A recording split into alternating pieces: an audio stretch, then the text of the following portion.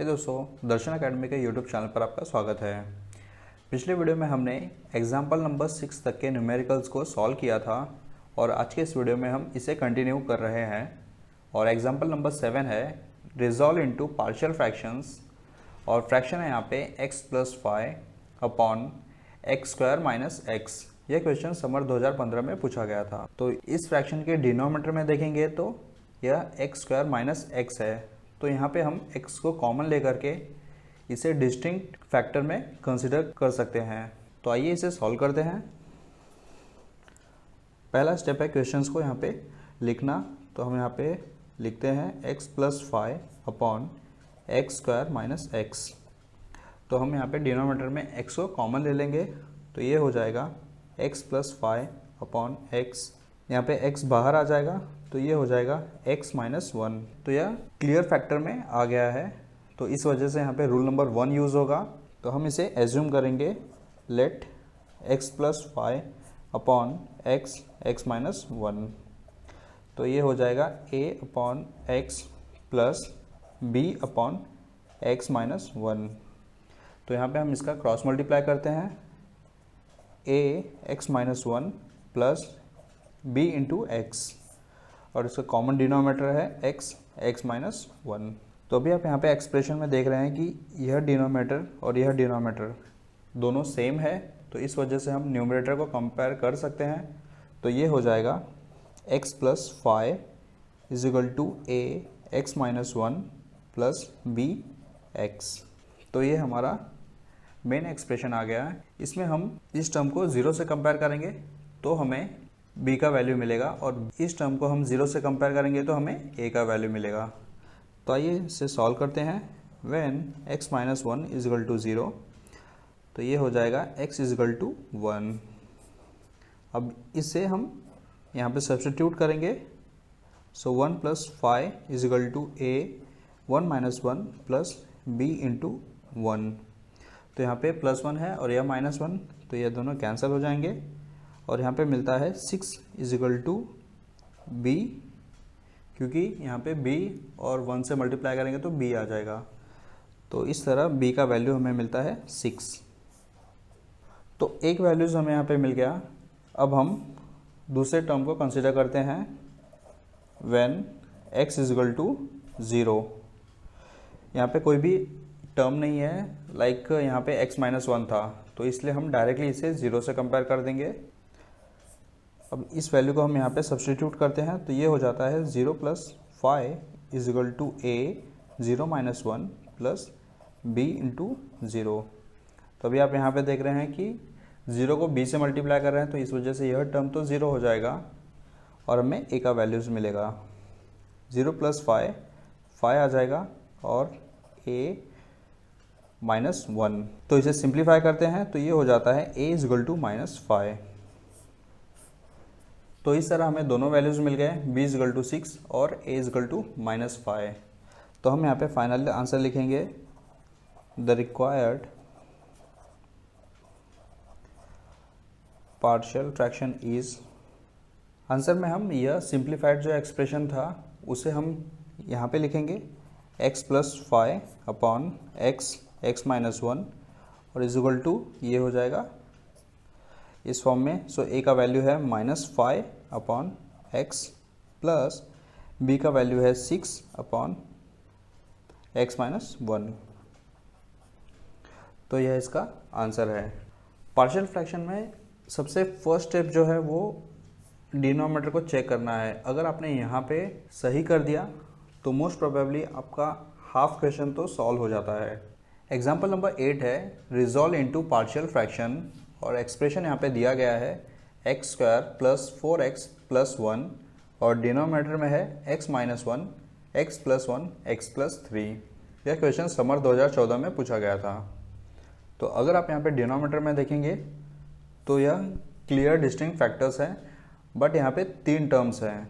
तो इस वजह से a, b और c तीनों वेरिएबल्स यहाँ पे आएंगे।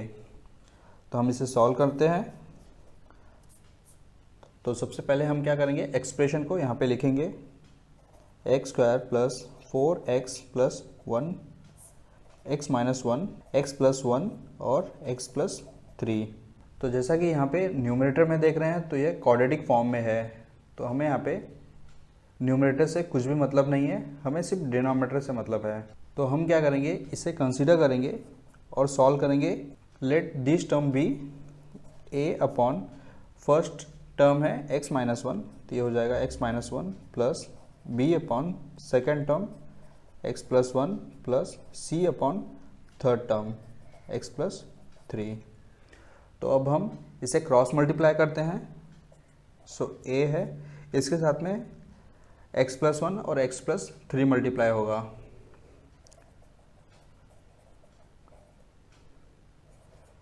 और b के साथ में x माइनस वन और x प्लस थ्री मल्टीप्लाई होगा।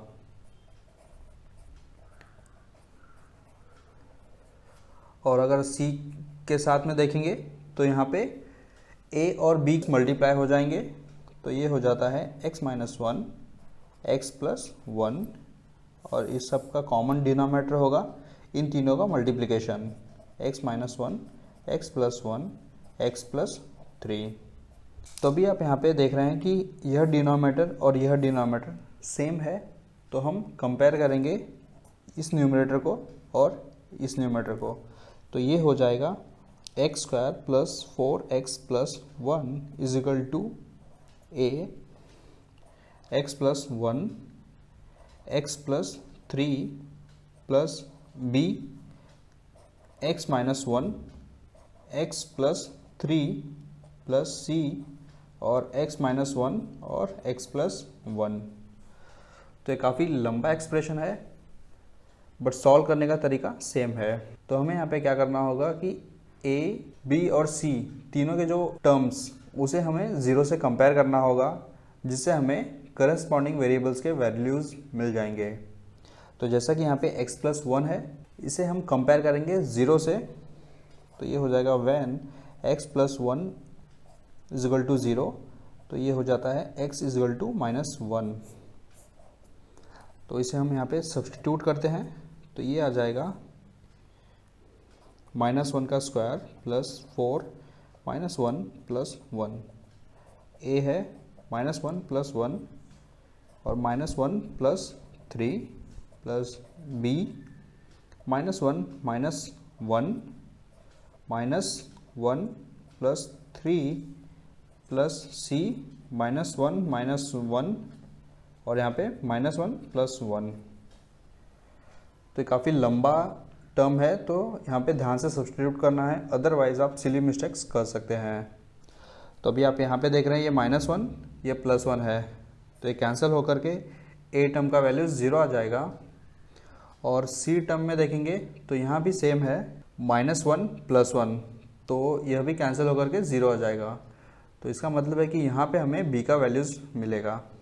तो इसे सॉल्व करते हैं। माइनस वन का स्क्वायर वन होता है, फोर इंटू माइनस वन, ये माइनस फोर आ गया, plus one is equal to zero plus b minus one, तो ये हो जाता है माइनस टू, और यहाँ पे माइनस वन प्लस थ्री है, तो ये होगा टू। तो इसे फर्दर सिंप्लीफाई करेंगे, one plus one two minus four, ये हो जाता है माइनस टू। और यहाँ पे टू टू ज़ा फोर और माइनस फोर को मल्टीप्लाई करेंगे b से, तो ये माइनस फोर b आ जाएगा। So b is equal to minus two upon minus four. तो माइनस माइनस कैंसिल हो जाएंगे और टू वन ज़ा टू, टू टू ज़ा फोर। तो इस तरह हमें यहाँ पे मिलता है b is equal to one upon two. तो एक वैल्यूज़ हमें मिल गया। अब हम जो दूसरा टर्म है उसे ज़ीरो से कंपेयर करेंगे, तो ये हो जाएगा when x plus three is equal to zero, तो ये होता है x is equal to minus three. तो इसे सब्स्टिट्यूट करते हैं इस एक्सप्रेशन में, तो ये हो जाता है माइनस थ्री का square plus four into minus three plus one is equal to a minus three plus one और minus three plus b minus three minus one, minus three plus c है minus three minus one और -3 + 1। तो अभी आप यहाँ पे terms देख रहे हैं, ये -3 + 3 है तो यह कैंसिल हो जाएगा, और यहाँ भी -3 + 3 है तो यह भी कैंसिल हो जाएगा। तो इसका मतलब है कि यहाँ पे हमें c का वैल्यूज़ मिलेगा।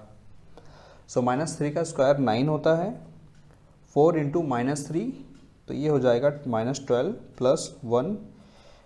अब यह वैल्यूज़ तो 0 आ गया, प्लस यह वैल्यूज़ भी 0 है, और यहाँ पे देखेंगे -3 - 1 तो ये आ जाता है -4, और यहाँ पे -3 + 1 ये आता है -2। सो 9 + 1 ये होता है 10, -12 ये आ जाएगा -2, और 4 × 2 = 8, और माइनस माइनस प्लस हो जाएंगे तो ये 8c आ जाएगा। सो c = -2/8, 2 × 1 = 2, 2 × 4 = 8। तो इस तरह c का वैल्यू आता है -1/4। तो यहाँ पे हमने दो फैक्टर्स थे उसे 0 से कंपेयर कर लिया, और तीसरा फैक्टर है x - 1, तो इसे हम कंपेयर करेंगे 0 से दूसरे पेज पे। तो यहाँ पे लिखते हैं when x - 1 = 0, सो x = क्या हो जाएगा 1। अब इस टर्म को हम यहाँ पे सब्स्टिट्यूट करते हैं तो ये हो जाता है 1² + 4x है तो 4 × 1 + 1 = a 1 + 1 1 + 3 प्लस b है 1 - 1, और यहाँ पे 1 + 3 आ जाएगा, और c टर्म है 1 - 1, और यहाँ पे 1 + 1। तो इसे सॉल्व करते हैं। 1 का स्क्वायर 1 प्लस 4 × 1 तो ये 4 आ जाएगा, प्लस 1, और यहाँ पे कैंसलेशन देखेंगे तो ये 1 और -1 है तो यह कैंसिल होकर के 0 आ जाएगा, और यहाँ भी 1 - 1 है तो b और c के टर्म्स कैंसिल होकर के हमें यहाँ पे सिर्फ a का वैल्यू मिलेगा। सो 1 + 1 2 आ जाता है, 1 + 3 ये 4 हो जाएगा, plus 0 + 0, 1 + 4 5 + 1 6, so 6 = 4 × 2 = 8a, so a = 6/8, 2 × 3 = 6, 2 × 4 = 8। तो इस तरह a का वैल्यूज़ मिलता है 3/4। तो यहाँ पे मैं b का वैल्यूज़ भी लिख लेता हूँ। b = हमें यहाँ पे मिला था 1/2, और c का वैल्यू है -1/4। इसका लिखने का रीज़न है कि ताकि मैं इस पेज पे सिंप्लीफाइड पार्शियल फ्रैक्शन लिख सकूं। तो यहाँ पे हमारा रिक्वायर्ड पार्शियल फ्रैक्शन हो जाएगा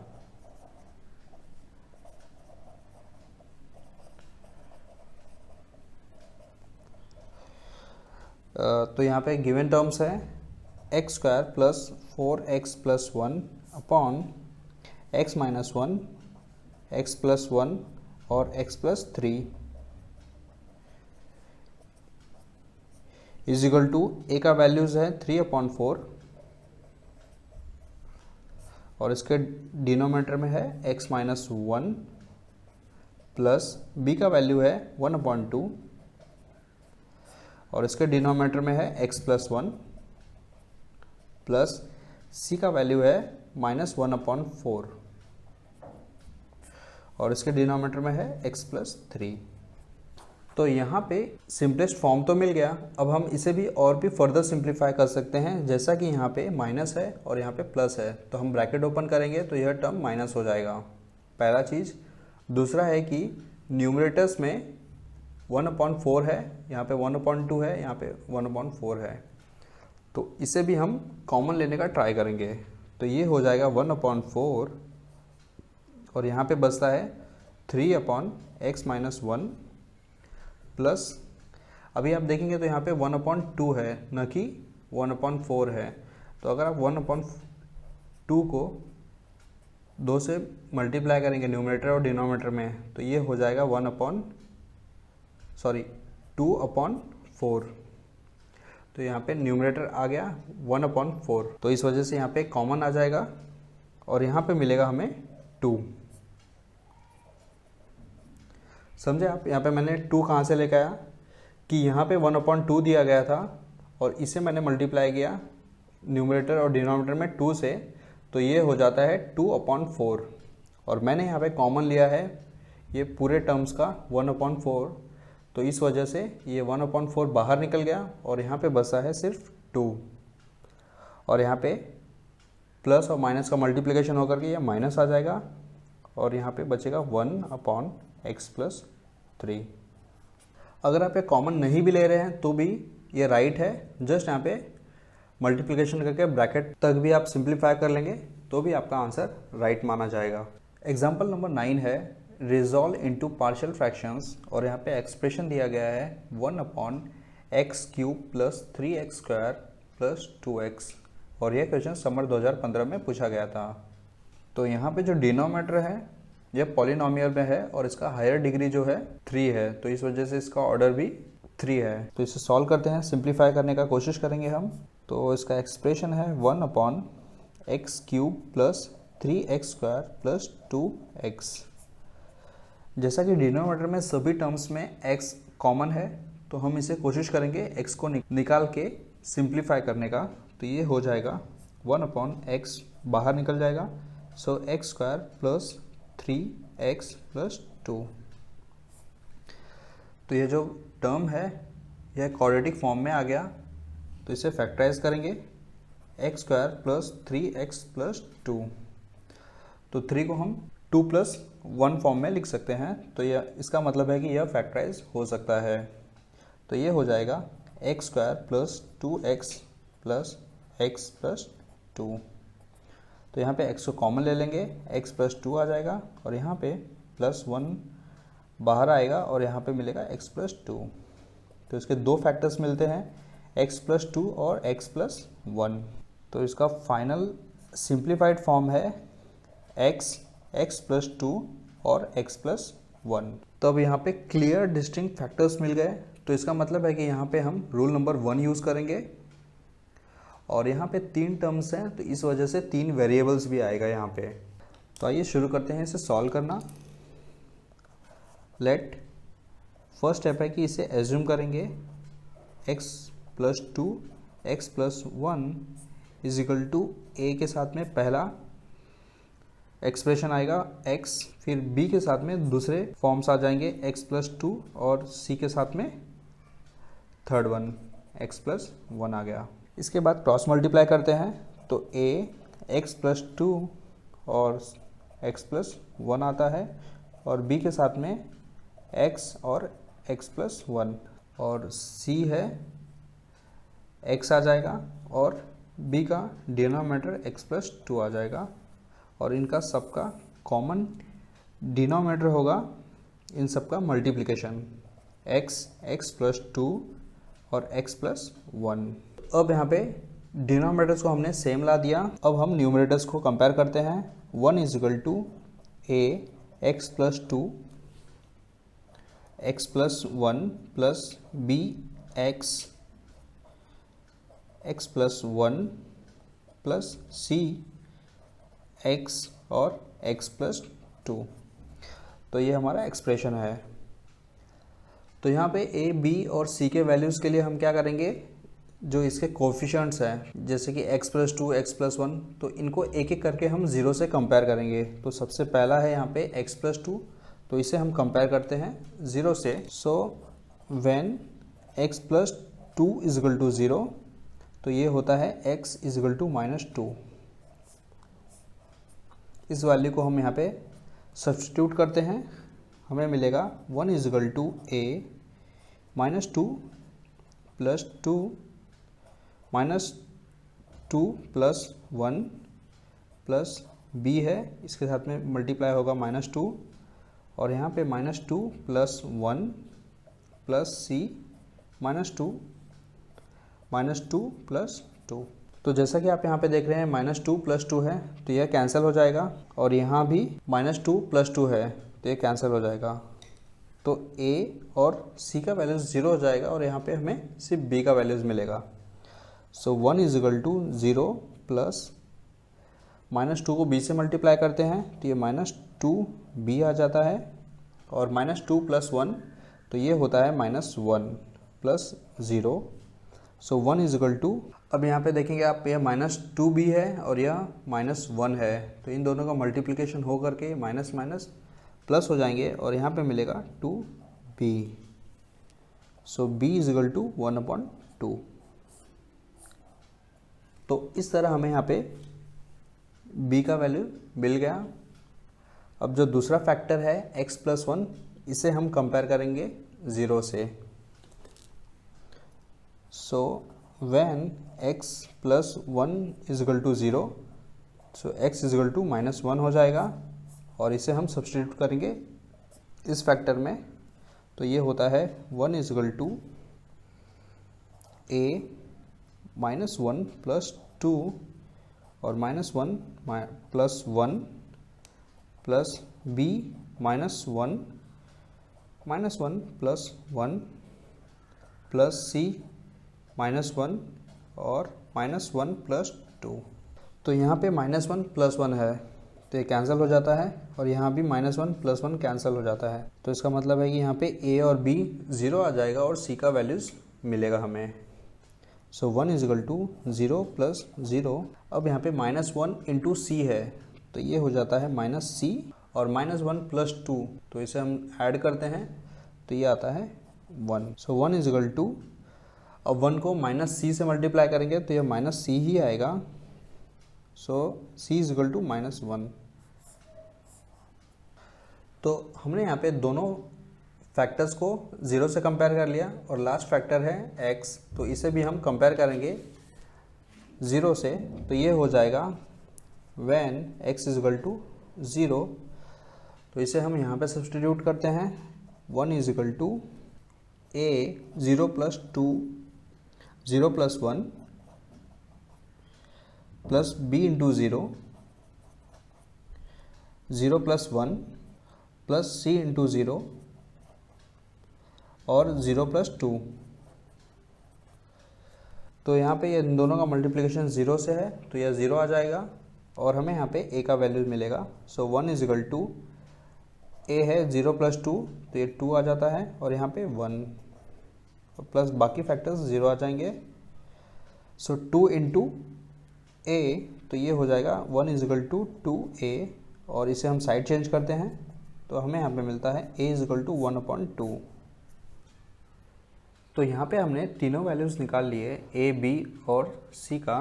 तो यहाँ पे मैं उसको लिखता हूँ, b इज इक्वल टू, हमें यहाँ पे मिला था 1/2, और c का वैल्यू है -1। तो हम फाइनल आंसर स्टेटमेंट लिखते हैं, the required partial fraction is,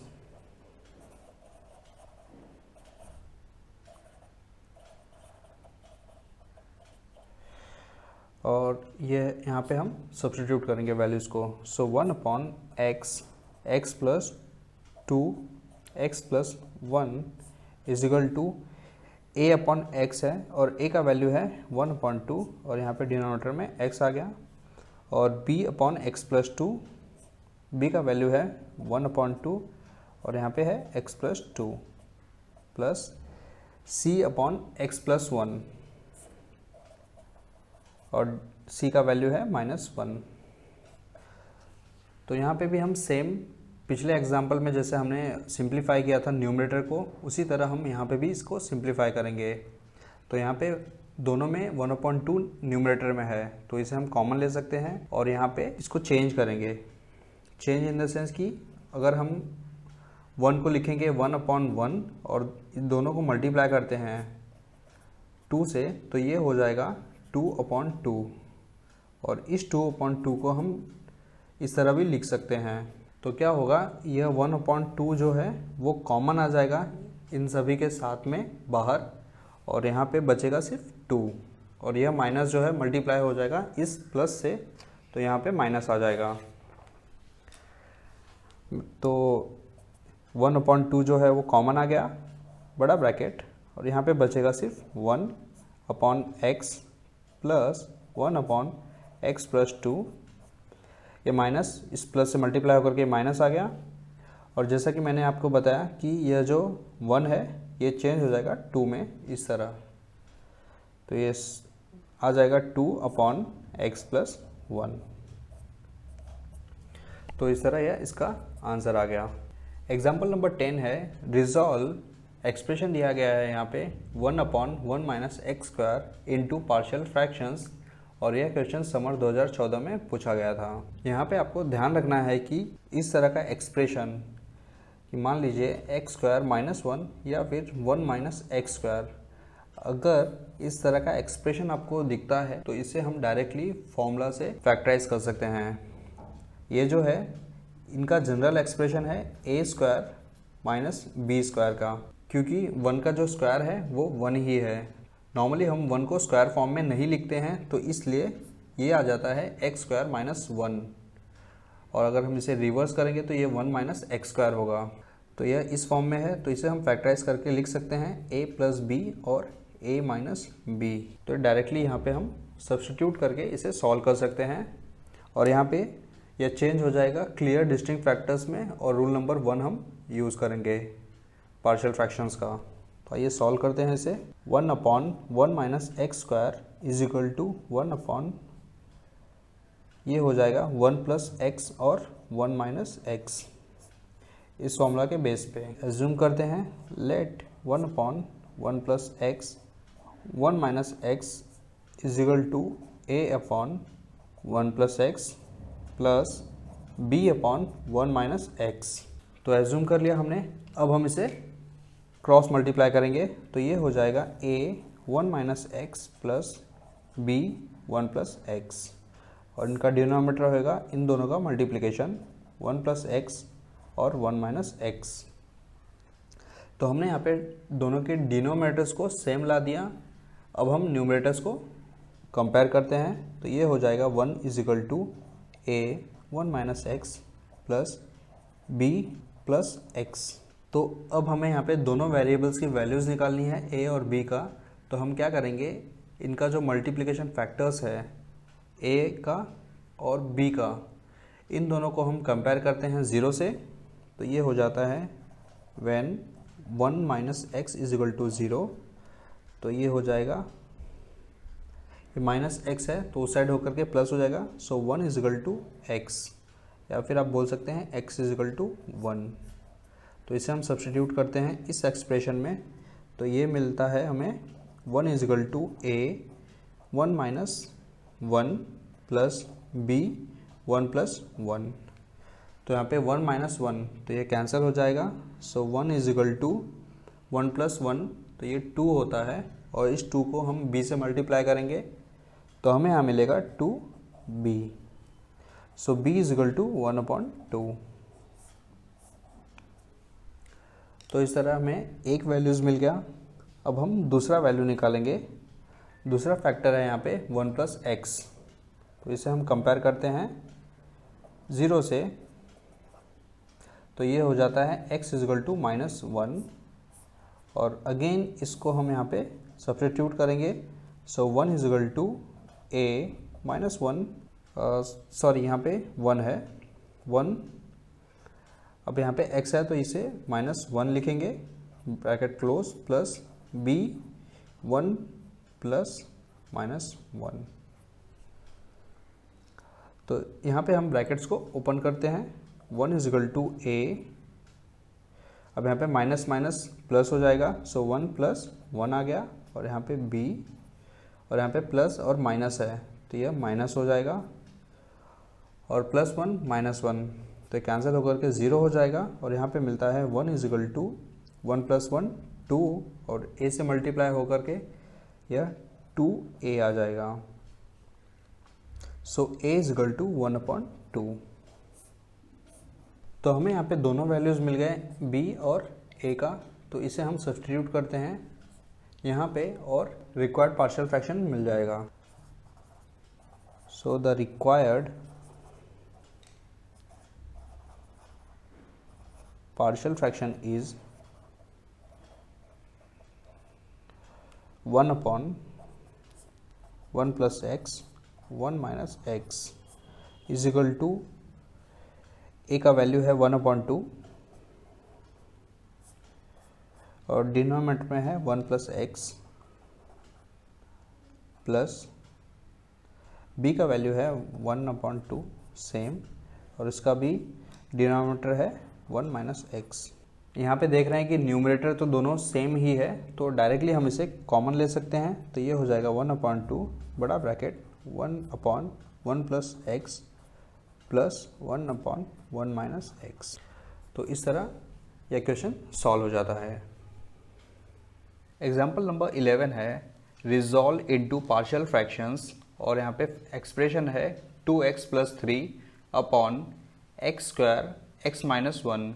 यह क्वेश्चन समर 2015 में पूछा गया था। तो अगर आप यहाँ पे फ्रैक्शंस के डिनोमिनेटर में देखेंगे तो जो x टर्म है वो रिपीट हुआ है, तो इस वजह से यहाँ पे हम रूल्स ऑफ पार्शियल फ्रैक्शन में रूल नंबर 2 यूज करेंगे, जो है when denominator has repeated linear factors. अभी तक हमने जो एग्जांपल्स देखे थे वो मोस्टली रूल नंबर 1 पे बेस्ड थे और एक एग्जांपल जो था वो रूल नंबर 3 पे था।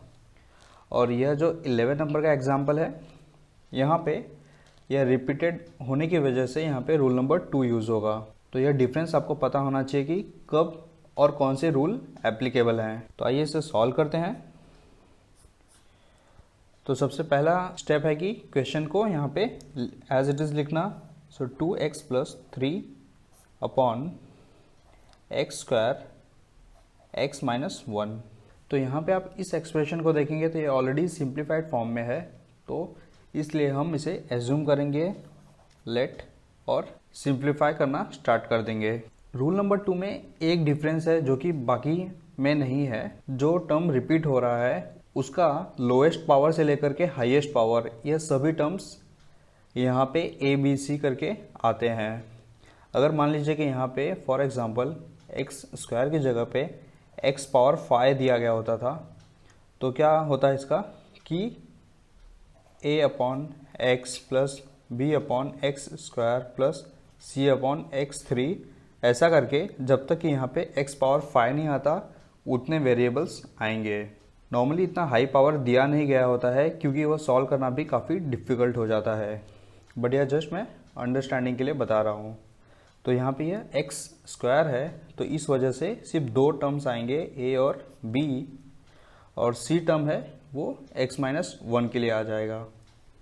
तो इसे लिखेंगे हम a/x plus b/x² plus c/x - 1। तो यहाँ पे और एक चीज़ का ध्यान देना है कि इसका जब हम क्रॉस मल्टीप्लाई करेंगे तो यहाँ पे जो यह दोनों डिनोमिनेटर्स में कॉमन है x। अर्लियर में क्या होता था कि कोई भी कॉमन नहीं होता था, इसलिए हम आसानी से क्रॉस मल्टीप्लाई कर देते थे।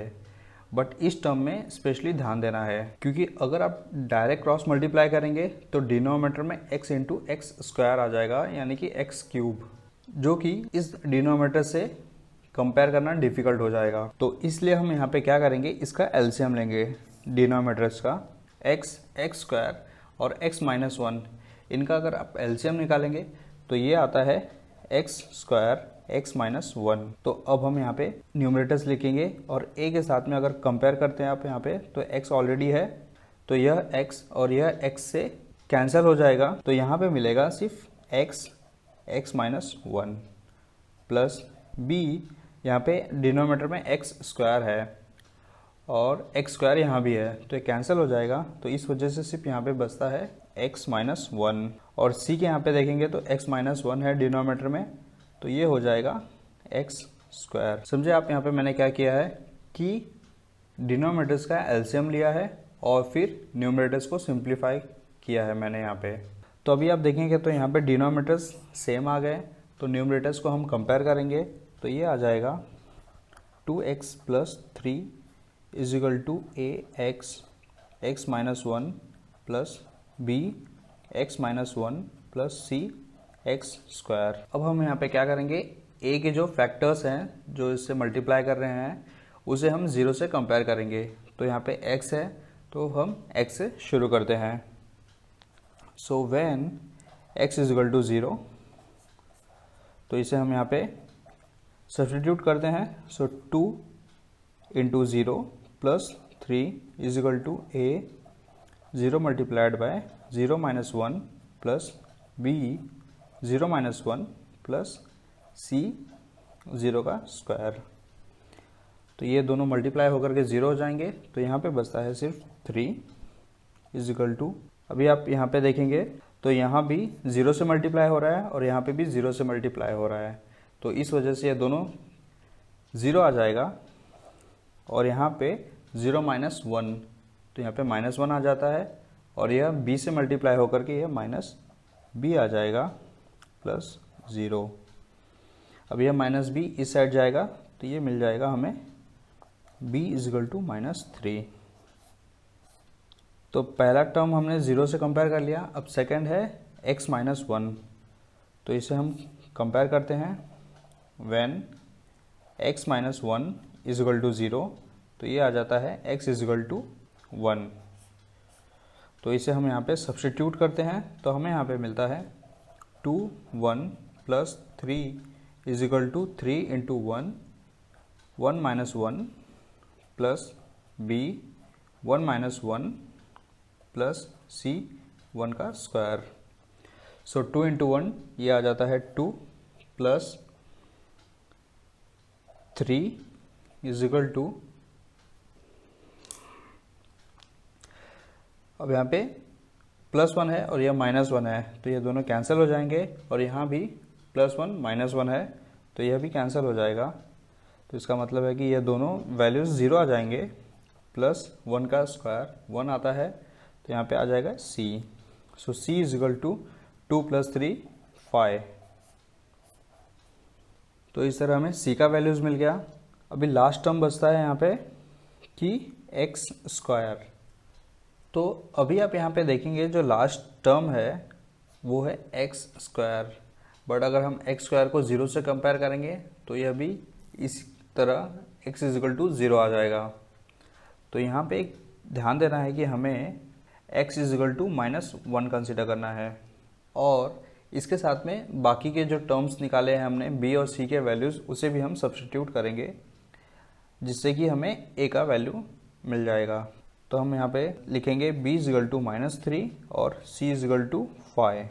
तो इसे हम सब्स्टिट्यूट करते हैं इस एक्सप्रेशन में, तो ये आ जाता है 2 into minus 1 plus 3 is equal to a है minus 1 minus 1 plus b, sorry b को हमने यहाँ पे कंसिडर, b का वैल्यू ऑलरेडी है हमारे पास, ये है माइनस 3 और यहाँ पे माइनस 1 प्लस c का वैल्यू है 5 और x है यहाँ पे माइनस 1 स्क्वायर। यहाँ पे माइनस 1 लेने का रीज़न क्या है कि अगर हम यहाँ पे 1 लेंगे, 0 तो हमने ऑलरेडी ले लिया है इसके बेसिस पे, बट अगर हम यहाँ पे प्लस 1 लेंगे तो यहाँ पे क्या हो जाएगा, कैंसिल हो जाएगा 1 माइनस 1, तो ये वैल्यू 0 आ जाएगा, इसलिए हमने माइनस 1 लिया है। अब हम इसे सॉल्व करते हैं। 2 इंटू माइनस 1, तो ये हो जाता है minus 2 plus 3 is equal to a minus 1, और यहाँ पे माइनस 1 तो ये हो जाता है माइनस 2 और प्लस और माइनस, तो ये मल्टीप्लिकेशन होकर के माइनस 3 आ जाएगा, और यहाँ पे माइनस 1 तो ये माइनस 2 हो जाता है, प्लस माइनस 1 का स्क्वायर 1 होगा और 1 को हम 5 से मल्टीप्लाई करेंगे तो ये अल्टीमेटली 5 मिलेगा। अब यहाँ पे माइनस 2 प्लस 3, तो ये आता है 1, यहाँ पे माइनस 2 और माइनस 1 इन दोनों का मल्टीप्लिकेशन होकर के 2 आ जाएगा, तो ये हो जाता है 2a, और यहाँ पे माइनस 3 माइनस 2, तो इनका मल्टीप्लिकेशन होगा तो ये प्लस 6 आ जाएगा plus 5। So 1 is equal to 2a, और इन दोनों को ऐड करते हैं तो हमें यहाँ पे मिलता है 11, तो इसे हम साइड चेंज कर देंगे। So 1 minus 11 is equal to 2a, और इन दोनों को सब्सट्रैक्ट करते हैं तो माइनस 10 आ जाएगा, और ये 2 डिनोमीटर में आ जाएगा। सो 2 1 ज़ा 2, 2 5 ज़ा 10, सो इस तरह a का वैल्यू मिलता है हमें माइनस 5। तो हमें यहाँ पे तीनों वैल्यूज़ मिल गए। अब हम आसानी से यहाँ पे सब्स्टिट्यूट करके रिक्वायर्ड पार्शियल फ्रैक्शन लिख सकते हैं। द रिक्वायर्ड पार्शियल फ्रैक्शन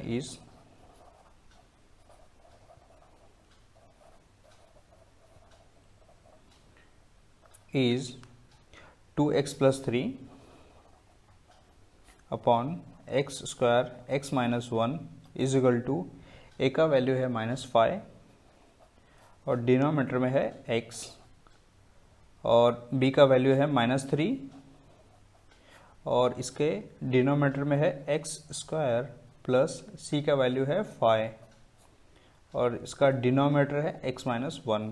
तो आप यहाँ पे देख रहे हैं कि ये दोनों के न्यूमरेटर्स निगेटिव हैं, तो इसे हम मल्टीप्लाई करके निगेटिव में लिख सकते हैं और यह पॉजिटिव है तो इसे मैं पहले लिखूँगा। ये आ जाएगा 5 अपॉन एक्स माइनस 1। अब यहाँ पे माइनस है तो यह इसके सामने वाले यहाँ पे प्लस से मल्टीप्लाई होकर के माइनस हो जाएगा। सो -5 अपॉन एक्स, सेम वे यहाँ पे माइनस और यह प्लस मल्टीप्लाई होकर के माइनस आ जाएगा 3 अपॉन एक्स स्क्वायर। तो इस तरह यह क्वेश्चन सॉल्व होता है और यह इसका रिक्वायर्ड पार्शियल फ्रैक्शन है। रूल नंबर 2 के इस टाइप के क्वेश्चन में दो जगह पे गलती होने के सबसे ज़्यादा चांसेस हैं। पहला है कि यह एक्सप्रेशन में और दूसरा है कि यहाँ पे एलसीएम लिखने में। तो अगर आप यह दोनों स्टेप्स प्रॉपरली लिख के सॉल्व कर देते हैं तो आपका हाफ क्वेश्चन सॉल्व हो जाता है। एग्जाम्पल नंबर 12 है resolve into the partial fractions और यहाँ पे एक्सप्रेशन दिया गया है 1 plus 1 upon x square minus 1। यह क्वेश्चन समर 2016 में पूछा गया था। तो अभी आप यहाँ पे देखेंगे तो यह जो है पार्शियल फ्रैक्शन फॉर्म में है, बट यहाँ पे एक नंबर दिया गया है 1। तो यह जो नंबर दिया है 1, यह स्टूडेंट्स को कंफ्यूज करने के लिए दिया गया है ताकि स्टूडेंट्स क्या करें, यहाँ पे मल्टीप्लाई करके इसे a अपॉन b फॉर्म में लेके आ जाए और सॉल्व करें। तो हम क्या करेंगे, यह 1 को साइड में रखेंगे और सिर्फ 1 अपॉन एक्स स्क्वायर माइनस 1 को सिंपल तरीके से सॉल्व करेंगे और यहाँ पे सब्स्टिट्यूट कर देंगे। तो आइए इसे सॉल्व करना शुरू करते हैं। तो यहाँ पे हम पहले क्वेश्चन लिख लेंगे 1 plus 1 upon x square minus 1। तो अगर आप यह टर्म्स को देखेंगे तो यह सिंप्लीफाइड फॉर्म में नहीं है, तो इसे हम कोशिश करेंगे सिंप्लीफाइड फॉर्म में लाने का। सो 1 अपॉन एक्स स्क्वायर माइनस 1, तो इसे हम लिख सकते हैं x प्लस 1 और x माइनस 1 के मल्टीप्लिकेशन में, क्योंकि यहाँ पे यह जो है a square minus B square के फॉर्म में है। तो यह इसका सिंप्लीफाइड फॉर्म आ गया। तो इसे हम एज्यूम करेंगे let 1 upon x plus 1 x minus 1 is equal to a आ जाएगा और इसका डिनोमिनेटर होगा फर्स्ट टर्म जो है x plus 1 plus b, second term है x माइनस 1। तो इसे हम नॉर्मल तरीके के जैसा ही सॉल्व करेंगे, क्रॉस मल्टीप्लाई करेंगे। तो ये हो जाएगा a into x minus 1 plus b x plus 1 और इसका डिनोमिनेटर आ जाएगा दोनों का multiplication x plus 1 x minus 1। तो अभी यहाँ पे यह टर्म और यह सेम आ गया, तो न्यूमरेटर्स को हम कंपेयर कर सकते हैं। तो ये हो जाएगा 1 is equal to a x minus 1 plus b x plus 1। तो ये हमारा मेन एक्सप्रेशन है। तो इसमें जो a के फैक्टर्स हैं जो है x माइनस 1, तो इसे हम कंपेयर करेंगे 0 से। When x minus 1 is equal to 0, तो ये आ जाता है x इज इक्वल टू 1। इस वैल्यू को हम यहाँ पे सब्स्टिट्यूट करते हैं तो ये आ जाएगा 1 is equal to a 1 minus 1 plus b 1 plus 1। तो यहाँ पे यह प्लस 1 है और यह माइनस 1 है, तो ये दोनों कैंसिल हो जाएंगे और a का वैल्यू 0 आ जाएगा। So 1 is equal to 0 plus b 1 plus 1, तो ये हो जाता है 2।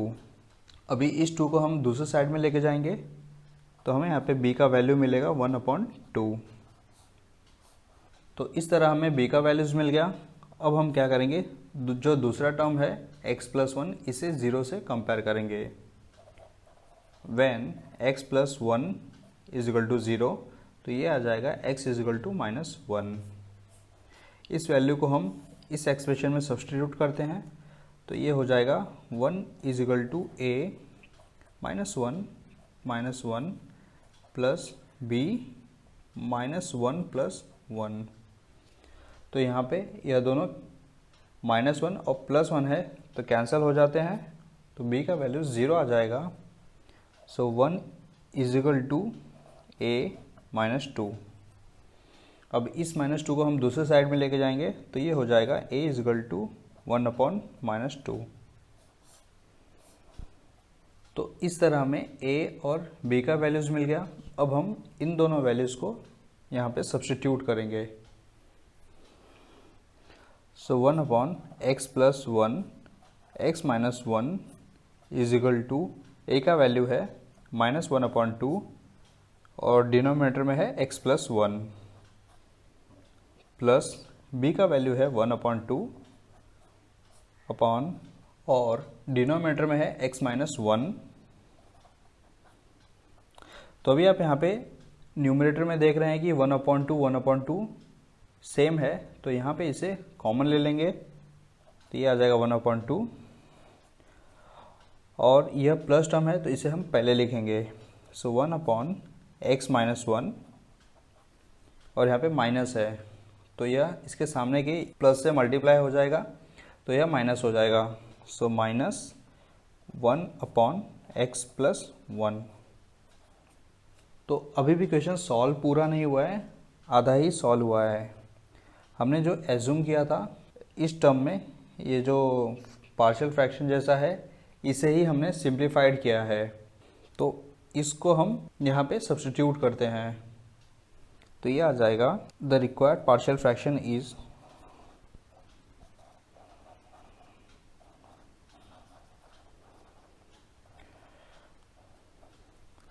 1+ और यह टर्म यहाँ पे कॉपी करेंगे 1/2 1/x - 1 -1/x + 1। तो इस तरह यह क्वेश्चन सॉल्व होता है। कोई क्वेश्चंस काफ़ी ट्रिकी होते हैं जो कि सॉल्व करने के लिए हमें स्पेशल टेक्निक्स का यूज़ करना पड़ता है। जैसे कि यही एग्जांपल है कि यहाँ पे जो 1 दिया है वो एक तरह से कंफ्यूज करने के लिए ही दिया गया है, अदरवाइज इसका कोई मीनिंग नहीं है। तो इसलिए आप जितना प्रैक्टिस करते जाएंगे तो उतना आपको कॉन्फिडेंस भी आ जाएगा कि अगर ट्रिकी क्वेश्चंस आता है एग्ज़ाम में तो आप उसको सॉल्व कर सकते हैं। तो दोस्तों यह वीडियो यहीं पे समाप्त होता है। अगर वीडियो आपको पसंद आया तो प्लीज़ वीडियो को ज़्यादा से ज़्यादा लाइक कीजिए और अपने दोस्तों में भी शेयर कीजिए। चैनल को सब्सक्राइब करना ना भूलना। Thank you.